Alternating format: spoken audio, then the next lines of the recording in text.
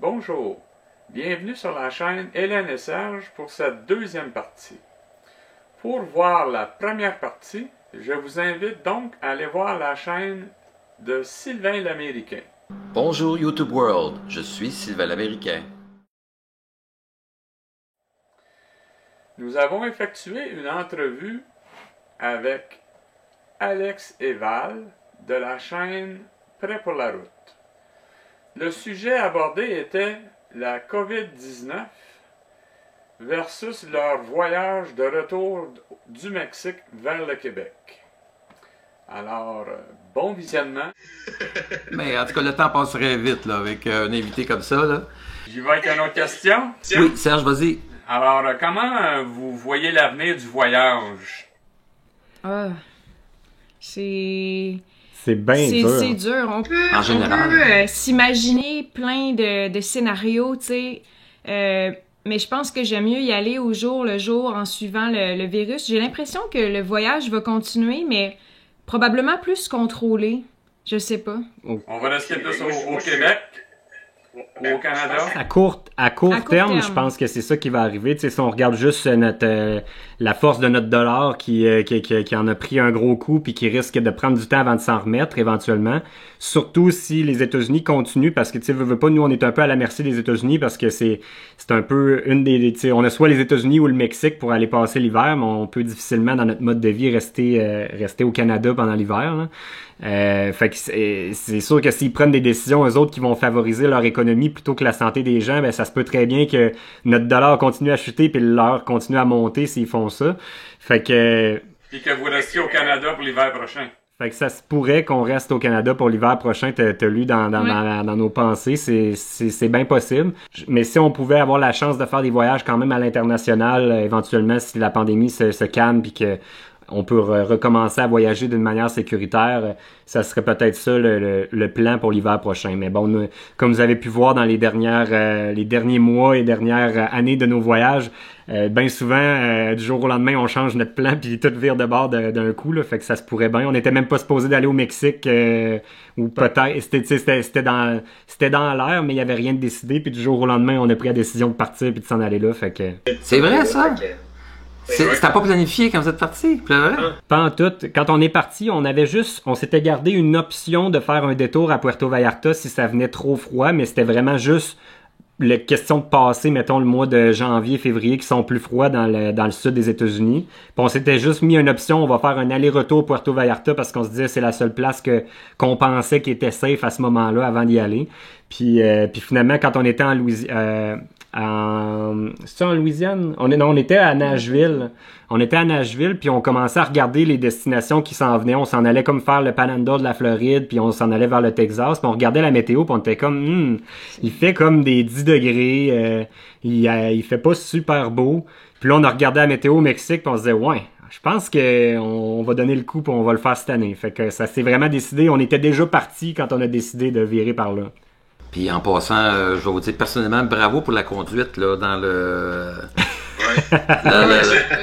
la conduite là, dans l'endroit difficile là, où il y avait des arbres puis que ça tournait serré puis Faut pas la graffiner surtout. Tout le monde parle tout le temps tout le monde félicite tout le temps Valérie pour sa conduite, mais personne me félicite pour ma gestion du troupeau de vaches. Mais oui, ça aussi c'était bon. Non, arrête! Mais c'est un vidéo que tu te rends pas compte. Il dure à peu près 20 minutes, puis c'est rare vous mettez des vidéos de 20 minutes.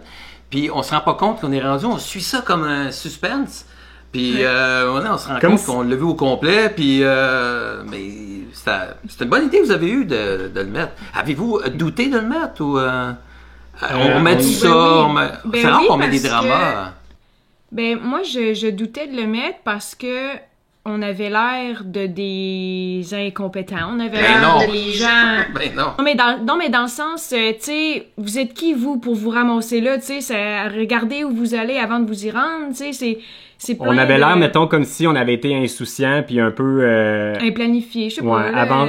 Puis en même temps, c'est vraiment pas notre genre au contraire, on est toujours très planifié puis on essaie toujours de bien organiser nos affaires puis justement, on présente notre contenu de façon à ce que les gens voient qu'il y a eu de la planification avant. Mais là, cette fois-là, on s'est vraiment fait avoir puis plus ça avançait, plus ça empirait puis tous les facteurs ont fait qu'on se ramassait comme dans un entonnoir puis qu'on pouvait pas revirer par en arrière. Fait que puis j'ai pas pensé une seconde que vous étiez insouciant en regardant la vidéo. Au contraire, c'était une aventure. Vous vivez de l'aventure aussi. Il y a des parties improvisées. Puis vous l'avez expliqué aussi dans une vidéo là que c'était pas cartifié ou. Ouais, ben c'était pas bien. Il y avait pas grand chose de bien indiqué. On était vraiment un peu en dehors des zones, mettons que les gens vont rouler habituellement, surtout avec un gros équipement comme le nôtre. Mais le pire, c'est que c'était une route à n'en devenir. Probablement que d'ici quelques années, elle va être utilisable comme il faut, mais là, pour l'instant, elle était comme moitié construction, moitié destruction. Votre degré de peur dans ce moment-là, c'était quoi? C'était...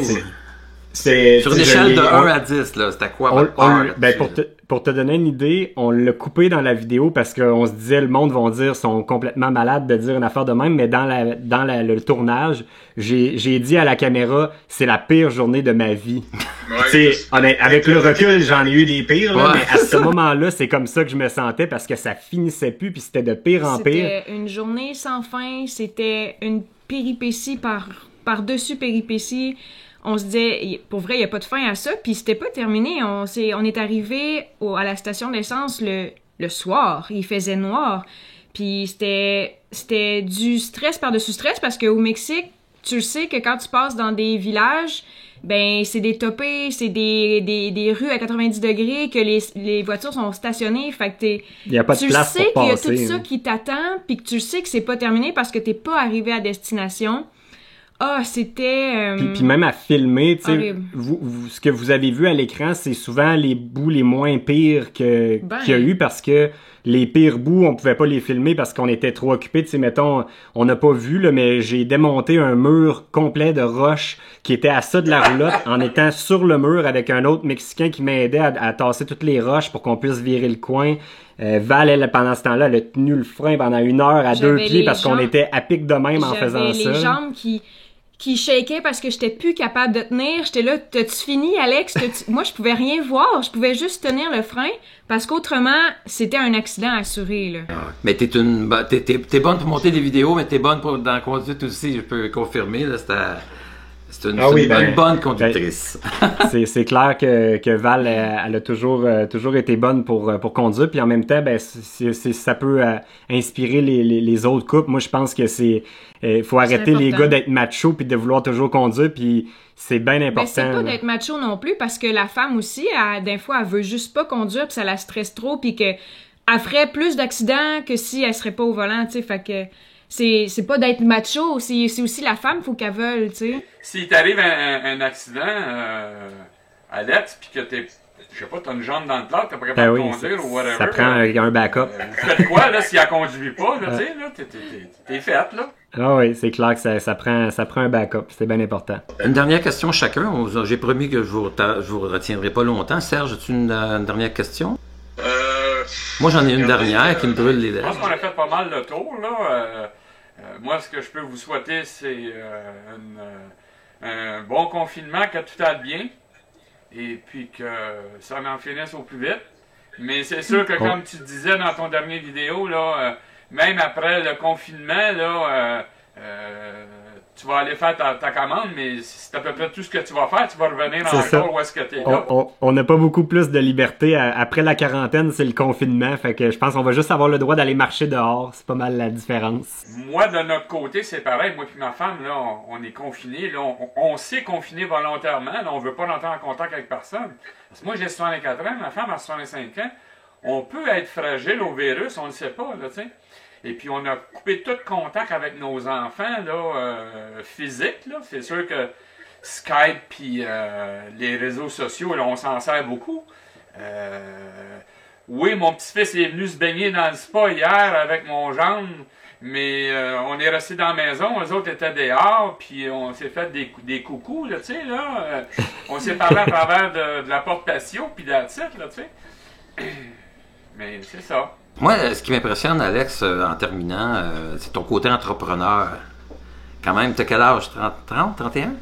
Moi, j'ai 30, là. J'ai eu 30 cette année. Je viens de passer le cap. On sent que tu l'as facile, tu as des projets, on sent que ça bouillonne, puis ça te permet ça vous permet de vivre de vos aventures, d'en vivre même. Puis, c'était-tu prévu d'être entrepreneur comme ça, ou c'était... Ben, je pense que je l'ai toujours été depuis quand même ma jeunesse, là. Puis c'est de famille, là. Mon père aussi, c'est exactement le même genre de gars que je suis aujourd'hui. Mon père, c'était un gars de projet, toujours enchaîné des projets, toujours des idées qui venaient, puis des nouveaux buts. Puis mon père, c'était pas un rêveur. Mon père, quand il y avait c'était pas un rêve, c'était un objectif tout le temps. Puis c'était de l'atteindre son prochain objectif, puis de toujours courir après le prochain projet. Puis je pense que je suis un peu, il m'a transmis ça. Puis depuis que je suis adulte, c'est pas mal ça. Ma vie, là, dans le fond, c'est tout le temps d'aller vers un projet, vers un autre. Mais en tout cas, une chose est sûre, c'est que la plupart de mes projets ne seraient pas réalisables si c'était pas de Val. Ouais, c'est un beau team. On fait une bonne équipe. Moi, souvent, j'ai 10 000 projets dans la tête. Je les pitch tout à Val. Val, c'est comme mon dragon, là. Puis Val, elle filtre les projets. Puis quand il y en a un qui fait du sens, ben, on se lance à deux là-dedans. Puis la plupart du temps, ben, le projet, dans le fond, c'est juste l'idée de base. Mais pour l'exécuter, 90% du temps, j'ai besoin de Val pour y arriver parce que c'est elle qui a le côté artistique, puis un projet, ça se fait rarement juste avec un côté technique puis cartésien. Il faut vraiment avoir un côté artistique, créatif qui se joint à ça. Fait que je pense qu'on fait une bonne équipe pour nos projets ensemble. Pour vrai, vous complétez bien. Ouais. Pour vrai, le projet Prêt pour la route, c'est clairement... j'ai perdu mon idée. Ben, c'est assurément le plus gros projet C'est le plus gros projet, c'est ça qui exploite nos deux forces qu'on a découvert avec le temps à travers le projet Prêt pour la route. Parce que quand vous avez commencé, Alex, tu vendais des hypothèques sur la route, c'est-tu encore le cas? Ça sera bientôt plus le cas, en fait, parce que là, depuis la dernière année, l'année passée, en fait, quasiment à pareille date, je m'étais fixé l'objectif que je me donnais 1 an pour que notre projet Prêt pour la route génère assez de revenus pour être capable d'en vivre puis de plus avoir besoin de faire des hypothèques. Pas parce que c'est plate de faire des hypothèques, j'ai toujours aimé ça, mais juste parce que le projet Prêt pour la route, ben c'est notre bébé à deux, c'est notre passion en même temps, fait que c'est clair que ça me passionne plus de faire des voyages puis de partager mes aventures que de faire des hypothèques, ça c'est certain. Ah ouais. Mais puis après tout le travail des 4 dernières années, maintenant là, on est rendu au point où on peut maintenant en vivre là, fait que c'est sous peu j'en ferai plus du tout là. Fait que là, c'est des commandites, vous allez chercher des commandites un peu partout, les revenus, où il y a aussi vos guides de voyage. Ça connaît un bon succès, les guides de voyage, ça va bien. Ouais, on a ben surtout la Floride honnêtement, parce que là à date on en a 2 de fait, on a l'Alaska puis la Floride. Puis la Floride, lui, des très très bons résultats. Ouais. Alaska, beaucoup moins de ventes que la Floride, mais j'avais cette pensée-là parce que c'est clair qu'il y a beaucoup moins de monde qui va en Alaska que de monde qui va en Floride, mais je me disais, l'Alaska par exemple, j'aurais tellement voulu l'avoir, moi, ce guide-là, avant de partir. Votre vidéo que vous venez de mettre en ligne là sur la Gaspésie, là, en fait, c'est du passé tout ça, là, si j'ai bien compris. Là. Ouais. Oui, ben en fait, dans les dernières semaines, on a commencé à faire ça, puis on s'est rendu compte, tantôt on parlait justement de YouTube, puis des stratégies pour développer, ça c'est vraiment mon côté à moi, mais YouTube de plus en plus, son algorithme, il fait sortir les vidéos qui ont la durée de visionnage la plus grande. Fait que plus la vidéo est longue, veut pas, plus les gens qui la regardent vont en regarder plus de minutes. Puis plus il y a de minutes regardées par les gens, plus YouTube va bien la référencer dans le système là, de recherche organique. Fait que puis en même temps, ben là vu qu'on est plus en voyage puis qu'on voyage pas pour l'instant, ben je me suis dit comment combiner. C'est ça exact, comment combiner du contenu puis en même temps, c'est le contenu à date qu'on a fait Baja, on a fait Alaska, on a fait la Gaspésie aujourd'hui, puis c'est tout du contenu qu'on a fait alors qu'on n'avait pas beaucoup d'abonnés puis pas beaucoup de vues sur ces vidéos-là dans le temps. Fait que la plupart des gens qui nous suivent aujourd'hui ont pas vu ces vidéos-là. Fait que peut-être un 20% des gens qui l'ont déjà vu, mais un 80% des gens qui les avaient pas vues. Ben parce que la plupart des gens ont commencé à nous suivre, par exemple, à partir du Mexique, mais... Ou à partir de la Floride l'année dernière, que ça a augmenté beaucoup. Là. Puis c'est quand même dur c'est dur de savoir ces informations-là qu'on a fait ces voyages-là, puis c'est dur aussi d'aller chercher les vidéos. Fait que c'est comme une façon facile de repartager nos anciennes aventures. Vous faites bien, c'est une très très bonne idée. Ouais. La Gaspésie, moi j'ai planifié un voyage pour le mois d'août, là, 28 jours, 29 jours. Et juste avant que le COVID commence ici. Et puis, quand ça a commencé, je dis, oh, pas là, qu'est-ce qui arrive avec mon voyage, moi, là, tu sais. Mais gars, c'est au mois d'août, là. Il y a encore du temps. Il y a encore des chances que ça soit possible. J'ai reçu des courriels du Parc Canada disant que toutes les réservations allaient jusqu'au 28 avril, je pense, étaient cancellées ou quelque chose comme ça. Fait que moi, je suis correct, mes réservations sont au mois d'août. Mais mon voyage n'est pas rien que seulement que la Gaspésie, c'est le Nouveau-Brunswick et la Nouvelle-Écosse. On s'en va faire une tournée. On l'a déjà faite, mais on veut le refaire avec notre roulotte. Au lieu d'être avec une tente à terre, là, ça va être vraiment différent. Un niveau de luxe supérieur. Ouais. Okay. Ah ben, on souhaite bien que ça fonctionne, en tout cas, puis que vous allez être en mesure de le faire, le voyage. Oui, vraiment. Ben, merci beaucoup, Alex et Valérie. Merci beaucoup, c'était très Ça fait généreux. plaisir.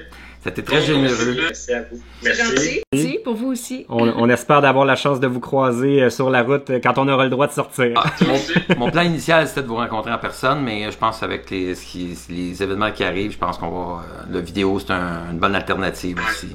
Ben, pour l'instant, c'est la meilleure alternative, mais quand on aura l'occasion de se voir, de toute façon, on risque de rester proche du Québec pour les prochains mois. Fait que quand on aura le droit d'être dehors puis de se rencontrer, on essaiera de se croiser. Ça me ferait énormément plaisir de vous rencontrer. Moi aussi. Ben, merci beaucoup à vous deux. Alors, à la prochaine. Merci, puis bonne suite dans vos aventures. Merci, bye bye. Bye bye. Bye.